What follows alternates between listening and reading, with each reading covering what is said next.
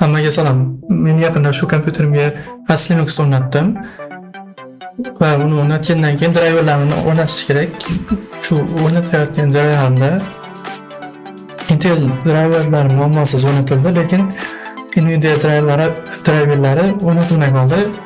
Ya'ni bu topmadi. O'sha o'zining rasmiy Pacman bilan yoziladigan paketida, dasturlar paketida Core Extra o'shalarda Nvidia driver topilmadi. Keyin Google'ni o'zi aql yo'llar bilan izlab ko'rdim.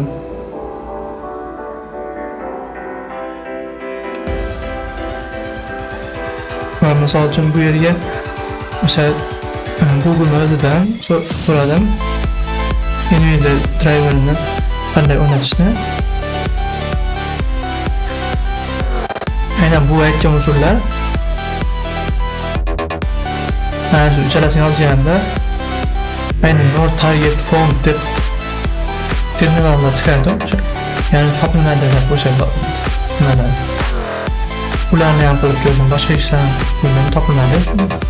Yordam bera olmadi. Oxiri ChatGPT menda plus versiyasi bor. O'sha o'zidan so'radim. Hozir sizlarga buni ko'rsataman.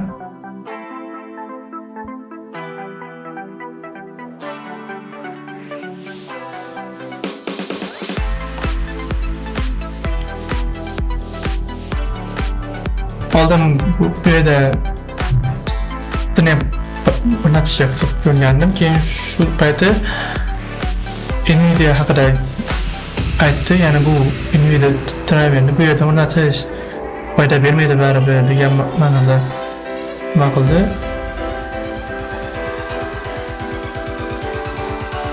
Mana o'zi shu maqsadda so'ragandim. Bu yerda o'rnatilib bo'lgandan keyin shu maqsadda so'radim. Keyin o'rnatilsa ham ishlamaydi degan ma'noda gapirdi. Keyin bu topilmadi. Keyin channel boshqacha bo'lsa dedi. Mana shu aynan mana shu narsa ishladi. Ya'ni bu driverni o'ziga ham bog'liq ekan, meniki aytmoqchi bo'lganim videokartani o'ziga ham bog'liq ekan. Meniki videokarta Nvidia videokartasi va MX 450.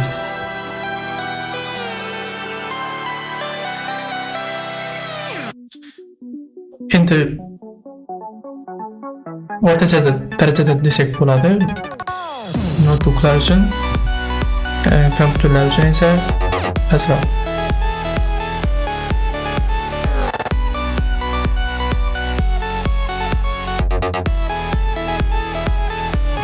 Mana bu qanday o'rnatganda nima bo'lganini tashlaganman. Ya'ni mana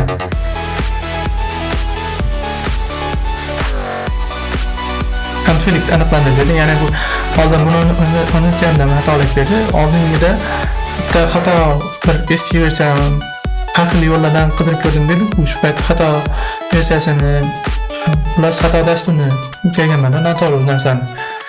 Shuni o'rnatmoqchi bo'lganim o'sha kod ketgan ekan. Keyin mana bu yerda konflikt kelib chiqdi. Ya'ni bir-biriga mos kelmay qoladi. Bir xil narsa bir-biriga to'g'ri kelmaydi. Men Nvidia 525X qayerdandir o'rnatib qo'yibman ekan. Shu ishlamagandi baribir. Keyin konflikt o'sha ziddiyat kelib chiqadi. Keyin buni o'chirib tashladim. Mana shular bilan keyin yuqoridagi o'zini qayta o'rnatdim Nvidia utilities bilan birga. Mana shu ketma-ketliklar qildim va ishlab ketdi.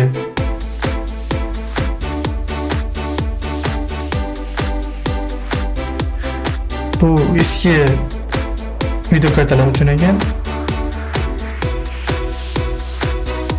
Ya'ni bu yerda o'zi bitta qadam so'raganingizdan keyin davomini, undan keyin nima bo'lishi, bundan keyin nima bo'lishini tushuntirib ketaveradi-da. Variantlar bilan birga. Bu joyi o'zi kerak emas endi. Bu o'rnatilganini ko'rish. Mana bu yerda men videokartani o'zini modelini yozgandim. Mana shu aynan tepadagi yakkanni tavsiya qildi.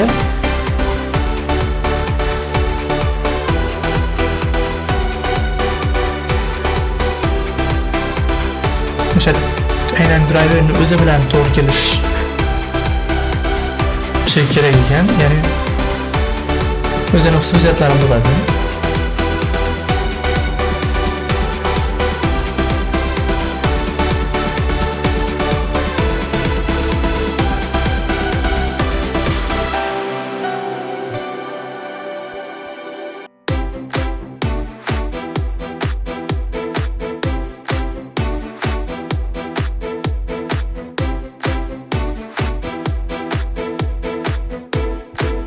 Ben o'rnatilgani bo'yicha tashlagan terminaldagi xabarni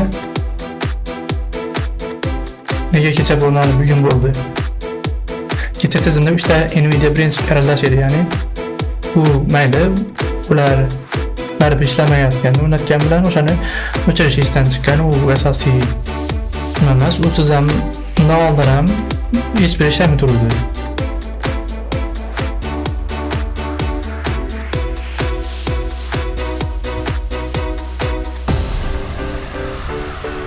Shuni o'zi haqida ma'lumot qidirishga harakat qilib ko'raman.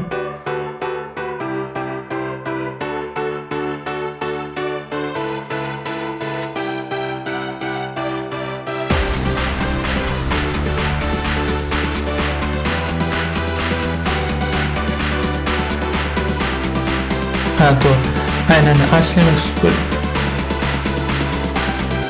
sal boshqacharoq ishlaydi. Shuning uchun Linux yadrosi bilan o'rnatilgan integratsiya qilinganini tanlaganman. Avval Ubuntu ishlatib ko'rganman, Zorin OSlar ishlatib ko'rganman. Ularda driverlarni o'rnatish ancha oson edi. Muammo bo'lmasdi. Bu yerda bu Linux o'zini falsafasi bor, boshqacharoq ishlaydi. Shuning uchun hamma narsani o'zimiz moslashtirib olamiz.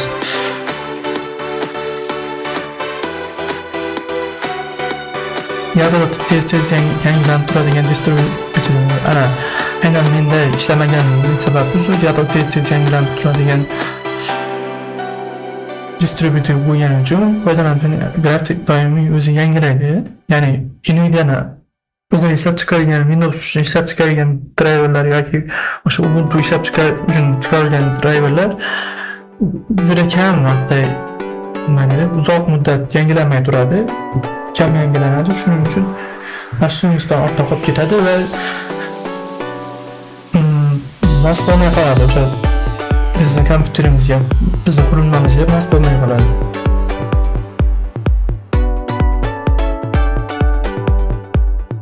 Har safar yadro yangilanganda Nvidia driverni qo'lda qayta o'rnatib o'tirmaslik uchun xizmat qiladigan aqlli driverdir.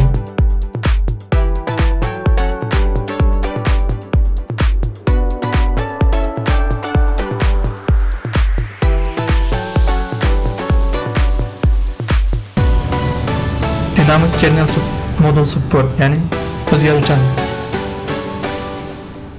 Yaxshi, endi bu qaytamiz.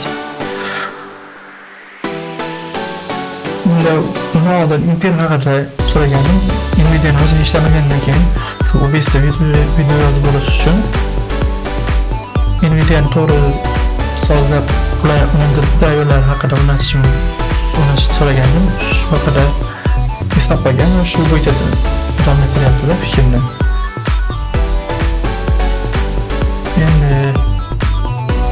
Yana bu Prime degani bu Linuxda boshqacha ishlaydi driverlar deganim. Prime'lar o'sha driver qaysi ilova uchun ishlashini va qaysi paytda ishlashini boshqaradi. Ya'ni misol uchun o'sha qaysidir dasturni Prime bilan olsangiz, o'sha mana shu narsa bilan olsangiz, o'sha orqali faqat video kartani o'sha dastur bilan ishga tushiradi, boshqa dasturlarga xalaqit bermaydi. Shu faqat kerakli paytda ishga tushirish uchun uzoqlar primerlar. Endi bular masalan qilganman.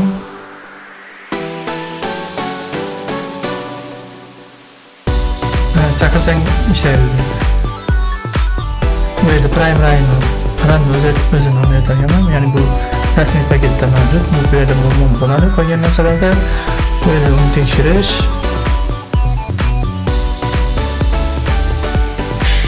Burada ko'rsatilgandek bunday bo'ldi bu yerda. Ya'ni bizda hozir buni yozsak OBS'ning yuzini ishga tushiradi, buni yozsak Steam'ni ishga tushiradi. Ko'proq Steam uchun qilgan yaxshiroq.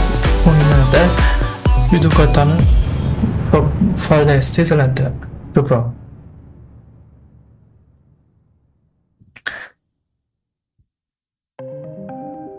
Bu qo'shimcha sozlama qilish shart emas bu yerda. Bu ko'p ortiqcha gapiryapti mana bu yerda yana. Bu konflikt bo'lmasligiga qarab, ya'ni bu kerak paytda ishlaydi. Prime Run bilan o'rnatilgani uchun, agar Ubuntu bo'lganida yoki Windows o'sha bo'lganida, misol uchun, unda faqat ikkalasi birgalikda ham ishlashi mumkin edi. Bu yerda Arch Linux ga moslashgani uchun faqat biz chaqirgan payt ishlaydi.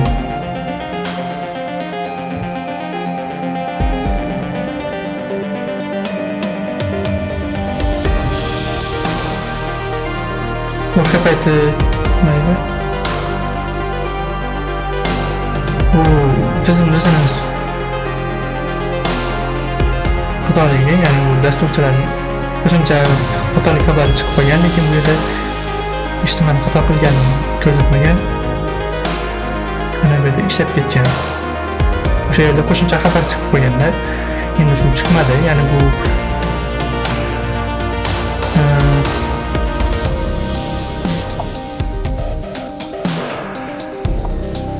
mana shu usulda tekshirgandan keyin xatosiz chiqdi. Ya'ni bu keraksiz narsani olib tashlagandan keyin bu tekshirib ko'rish. Endi qachon ishlayotganini ko'rish mumkin bu yerda. Ya'ni nima uchun ishlayapti, aynan qaysi dastur bilan ishlayapti, qaysi vaqtda shuni ko'rsa bo'ladi. Mana faqat hozir bu yerda portni o'ziga ishlayapti, ya'ni bu oynalar uchun javob beradi. Interface uchun.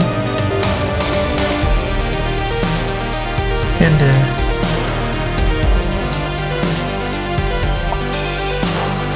bu yerga kelsak, o'sha ishlayotganini screenshot qilib tashlaganman.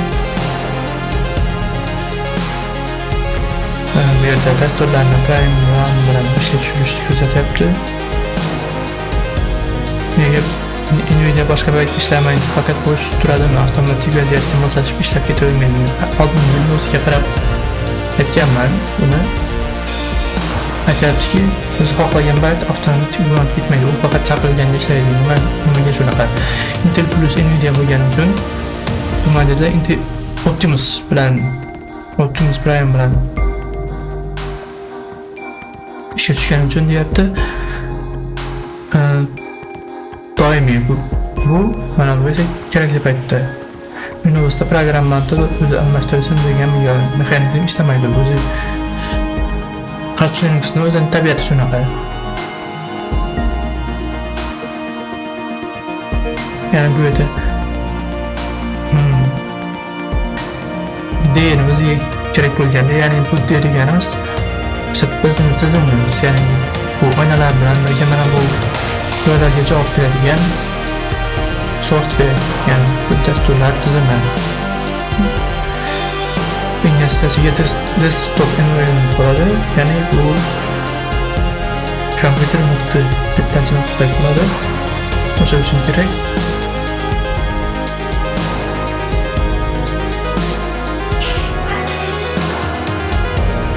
Bu avtomatik bo'lsa barqaror bo'lmaydi, qilib ketadi degan narsalarni aytyapti. Bu yerda yaram avtomatik qilish mumkin deydi. Bu uni har doim majburlab Nvidia'da ochirish haqida aytdi. Buni bo'lmaydi qo'ydim. Endi bu tasvir sifatini yaxshilash uchun xizmat qiladi. Streamda qotmasligi shunaqa narsalar uchun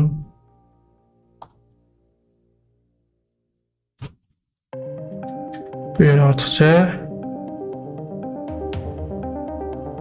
oldingi xatolik bu ham faqat shu qo'shimcha matn chiqib qo'ygan ortiqcha. Bu yerda tizimdagi holatlarni tashladim. Xullas cho'zmaymiz. Driver o'rnatildi, shunchaki o'rnatilgan tekshirganda nimalar chiqqanini bu bilan muhokama qildim bu yerda. Mana bu yerda savol berganman, Nvidia'ning biror dastur uchun chaqirganda ikkalasi birgalikda tekshirdimi yoki Intel o'sha ilovani chetga surib faqat boshqa ilovalar uchun ishlab turadimi shu paytda deb degan ma'noda savol berdim. Bitta ilova ikkala bilan ishlamaydi, bitta ilova bitta bilan ishlaydi. Ya'ni boshqa dasturlar Intel uchun ishlab turadi ekan. Nvidia'ni chaqirsak, o'sha Nvidia uchun Nvidia'ni o'zi ishlab turar ekan. Intel faqat nima maqsadda ishlab turadi desa, o'sha narsani ekranga chiqarish uchun ham xizmat qilib turadi. Lekin video karta yoki GPU sifatida bir vaqtda xizmat qilmaydi.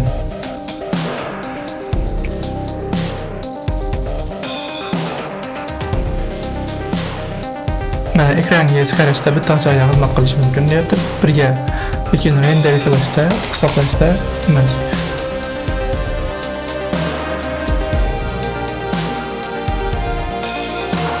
Xullas shunaqa. Ya'ni hozir memoram ishlayapti.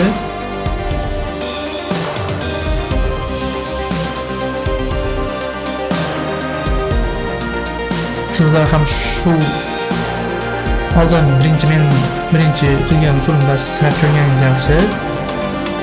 Ya'ni sizlarga mabodo to'g'ri kelib qolishi mumkin, lekin Archlinux da to'g'ri kelmasligi ehtimoli juda katta. Ya'ni bu Google o'zi tavsiya qiladi hammaga bir xil o'rnatish usulini, lekin odatda bu ishlamaydi.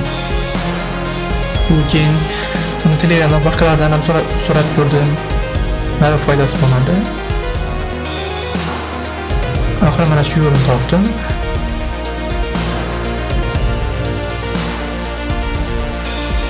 Aynan mana shu buyruq orqali o'rnatdim. Endi sizlar ham ko'p xato qilib, asabiylashib shunchaki video kartamizni tashlab qo'yib, yana taqdirga tan bermaslik uchun, shunchaki o'sha bosh og'riq bo'lib vaqt yetmaslik uchun sizlarga ham qanday qilgan ko'rsatib berish maqsadim edi. Xullas mana shu orqali o'rnatamiz va paketlarni yangilab turamiz. Bundan muammo bo'lmaydi.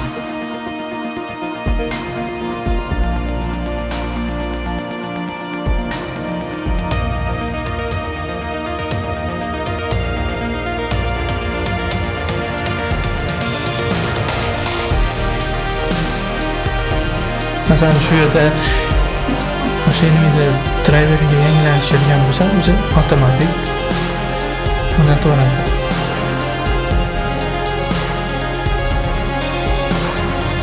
Hozir buni yangilab qo'ygandan keyin yana driverning o'zini ishlayotganini tekshirib ko'ramiz. Nvidia'ni nimalar yuklab olyapti. Vulkan Intel yangilangan. Neyse ham yangilangan. Yana nimalar yaxshi.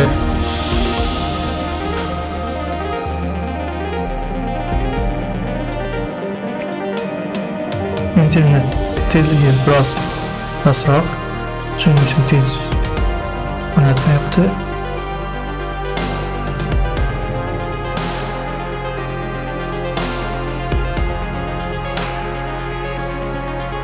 Bungacha YouTube kanalimni ko'rsatmoqchi edim, ya'ni Men shu kanalda boshqa videolarim ham joylaganman.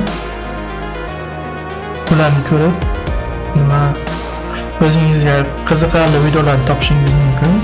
Ya'ni qaysidir qiziqarli deb nima qilsa foydali deb o'ylasangiz, like bosib, komment yozib, savollaringiz bo'lsa izohlarda qoldirishingiz mumkin. Ehtimol qaysidir videolarim sizga yoqib qolar. Ya'ni internet muammosi.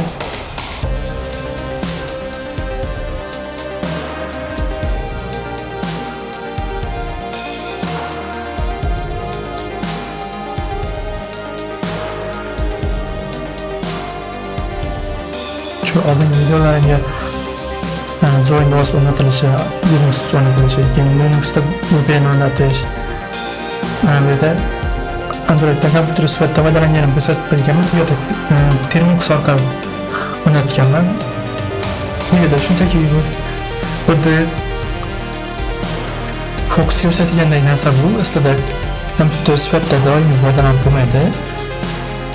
Kuchi ham yetmaydi.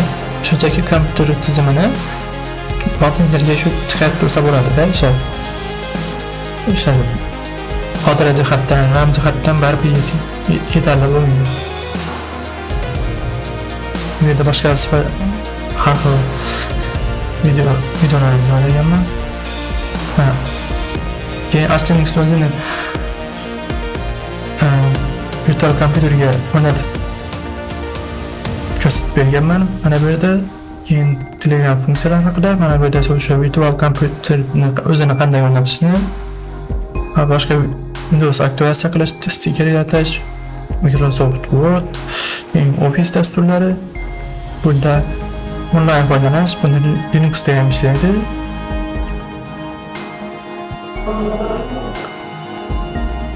Bu yerda boshqa narsalar o'zimga yoqqan uchun joylab qo'yganman. Mana bu yerda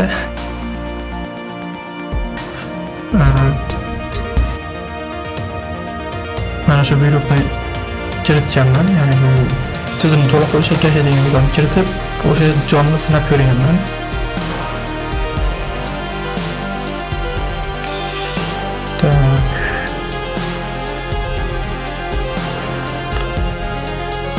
VPN o'rnatish, yana qayerda takrorlash. Kapkutni o'rnatish ham ko'rsatganman. Xullas, qaysi o'zlari o'zingizga ma'qul kelsa ko'rishingiz mumkin. Bu yerda shorts videolarimiz ham bor. Shorts oldin juda ko'p bilganman. O'sha yerda ham, bu yerlarda ham foydali novalar chiqib qolishi mumkin. Shu bilan videomiz o'z nihoyasiga yetdi. Agar savollaringiz bo'lsa, izohlarda yozib qoldirishingiz mumkin. Fikrlaringiz bo'lsa, hammaga rahmat.